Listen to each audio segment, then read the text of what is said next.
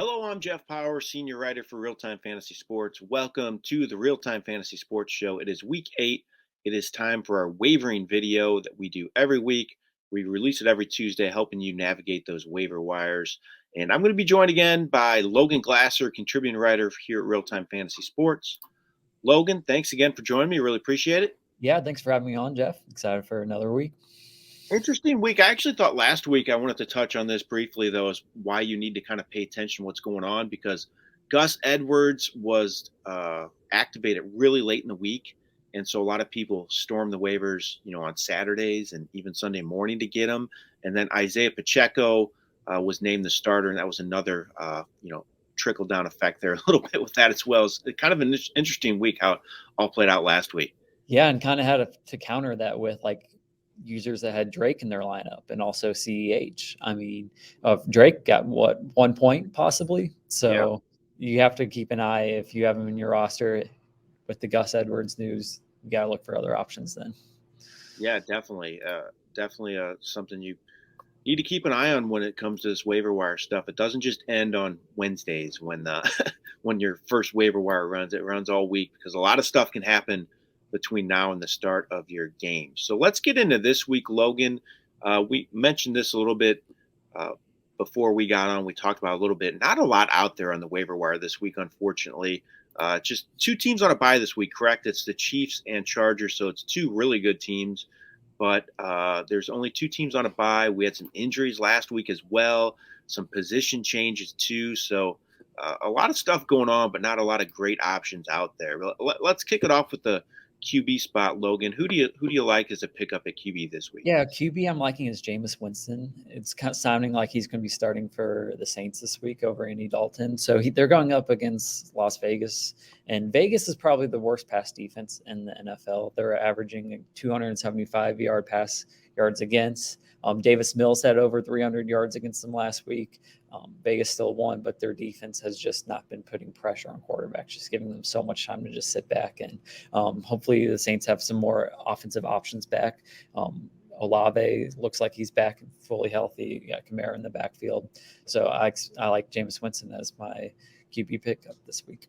So I'm going with a deeper dive for a player who was benched, and that's Sam Ehlinger of the Indianapolis Colts. I'm doing this more so for the offense. I like the Colts offense. They have some good weapons in Michael Pittman, Paris Campbell, Jonathan Taylor, a good offensive line.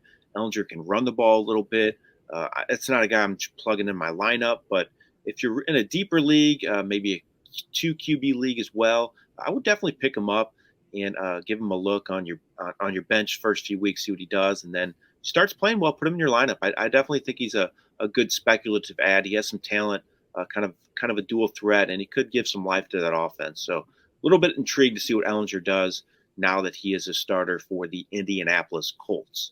Let's move on to running back now, Logan. Who's a pickup for you at running back this week? Yeah, running back, I'm going to be looking at Kyren Williams to pick him up. So he's already 34% owned. He hasn't had any fantasy points this year after coming back with a high ankle sprain. So it's sounding like he's going to be returning back to the Rams either the end of this week, maybe next week, possibly even week 10, depending on when they activate him. But Cam Akers should be getting traded from the Rams as what it sounds like in the next week or so before the NFL trade deadline. So look for him to be on the move.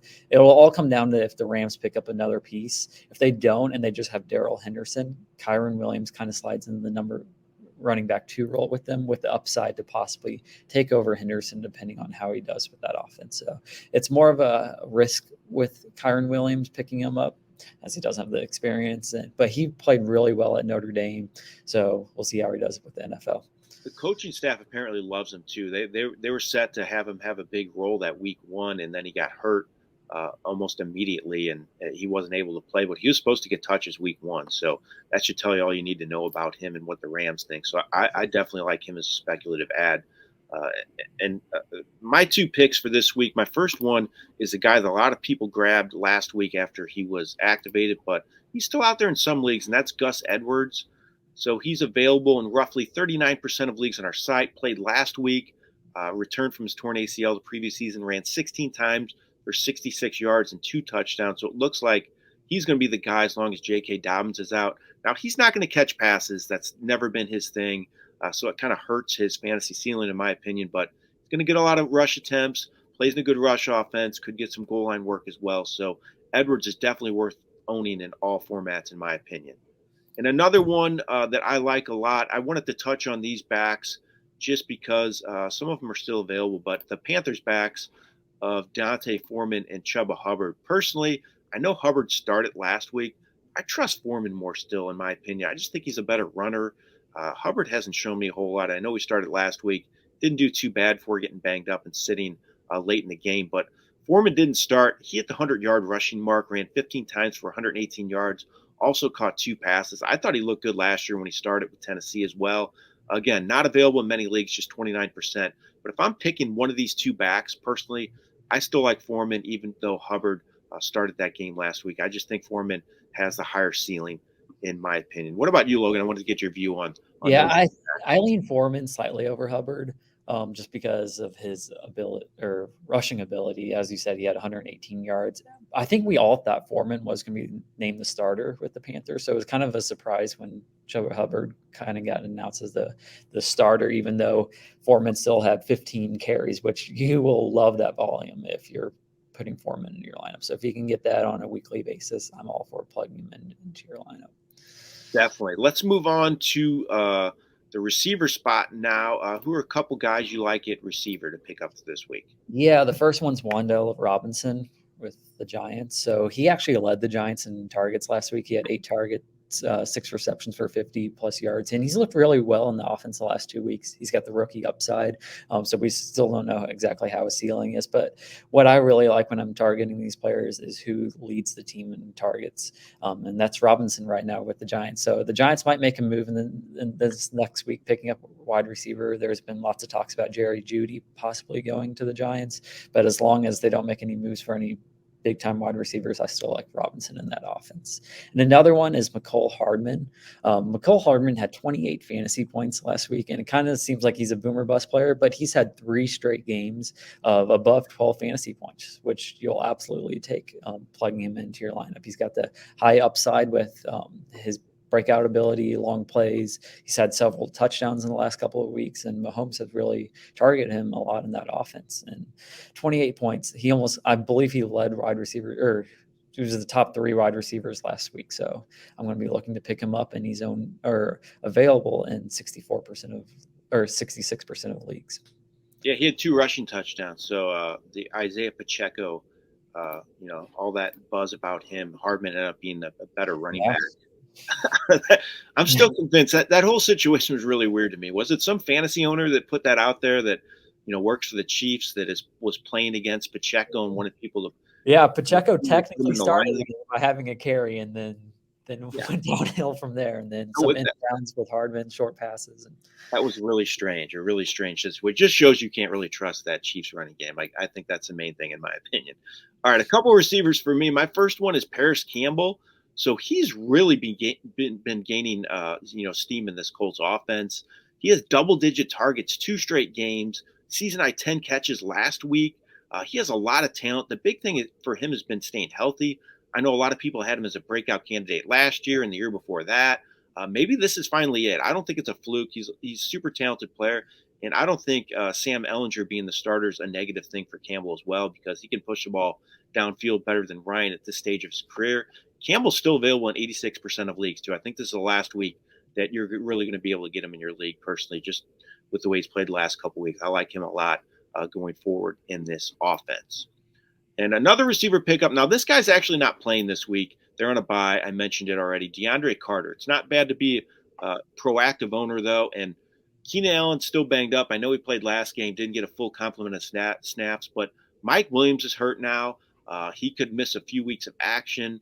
Palmer as well has been banged up. So Carter could get a chance these next few games once they come out of that bye to make some hay in this Chargers offense. And he has 3 receptions all but 2 games this year. So he's getting some work, even though he's not playing a huge role in that offense. And now he could play a bigger role. Good passing game, available in 90% of leagues as well. So I think Carter's the guy I might look at in deeper formats if you're looking for some receiver help. All right, let's move on to tight end now, Logan. How about a tight end to pick up for this week? Yeah, I'm going with Irv Smith Jr. as my tight end for this week. He's available in 52% of leagues. He's going up against Arizona, who ranks 31st in defending the tight end. What they specialize in is defending the wide receivers, which is their top 8 defense against wide receivers. Irv Smith Jr. is currently the third target for Cousins behind Justin Jefferson and Adam Thielen. But with how Arizona defends, I really like Irv Smith Jr. this week with having the tight end spot open. So I'm going to be looking to pick him up in leagues. Yeah, they're the worst team against the tight end, I believe, in fantasy. Yes. Arizona. Good start this week. I like that call. Mine is Greg Dulcich of the Denver Broncos. He's quickly gaining value in that offense. He had a career-high 6 catches last week for 51 yards. Double-digit fantasy points 2 straight games, and he's just started to play. So he obviously has a big role in that offense. He's getting a lot of looks, available in 78% of leagues as well. And I just think he has a high ceiling going forward. I think I compared him last week to Pat Freiermuth. He kind of started kind of slow his rookie season, but Dulcich was hurt. But Freiermuth had a good finish, and I kind of think the same could be happening for Dulcich here. So yeah, he had a good week last week. Definitely got a lot of looks. All right, Logan, we like to give everybody a streaming defense as well. Do you have a streaming defense that you think people should consider this week? Yeah, I'm going to be going with the Saints against Las Vegas. I really am not a huge fan of Derek Carr. Recently, the Saints defense has also looked very dominant. It'll be a lot depend on Marcus Lattimore. So depending on his health, but I like going with that as Derek Carr has several turnovers this year so far. All right. I like the Carolina Panthers. They play the Falcons this week. Last week, shocked everybody. They get rid of Christian McCaffrey, starting Walker at QB, and they blow out the Bucs basically. And they held them in check too. Only held them to 46 rushing yards and 3 points. They've had double-digit fantasy points in a game this year as well. They have sacks every game this season, and they're playing a dreadful Atlanta Falcons offense, in my opinion. They don't throw the ball at all. They just try to run it, pound it on the ground, and I just don't see them putting up many points and yards in this matchup. And I think Carolina's a good streamer for this week. They're only owned in 14% of leagues, so they're out there in a lot of them as well. All right, Logan, that's our wavering video for week 8 of the fantasy football season. Thanks so much for joining me. Really appreciate it once again. Yeah, thanks for having me on, Jeff. Again, next week is the NFL trade deadline, so keep an eye out on players moving around this weekend, early next week. Yeah, it's not bad to be a proactive owner. I think a lot of people knew that Christian McCaffrey was going to get traded, so Foreman and Chuba Hubbard were picked up in a lot of leagues because of that. But don't be afraid to be a proactive owner. If you've seen the rumors out there, somebody might get moved, could open the door for somebody else. So for sure, keep that in mind, and hopefully it's actually a exciting trade deadline. Normally it's not in the NFL, Logan, right? It's not, but there's been a lot of rumors this year. Lots of teams need running backs, so and some wide receivers. You can see maybe Packers go out and get a wide receiver. Lots of talk with the Chiefs, Rams, Bills getting a running back. So we'll see. Yeah, hopefully it's fun. All right, Logan, thanks again. Appreciate it. Yeah, thanks for having me on, Jeff. Everybody, good luck in week 8 and good luck on your waiver wires. This has been Jeff Paur for RealTime Fantasy Sports. And this has been Logan Glaser from RealTime Fantasy Sports. Good luck in week 8, everybody.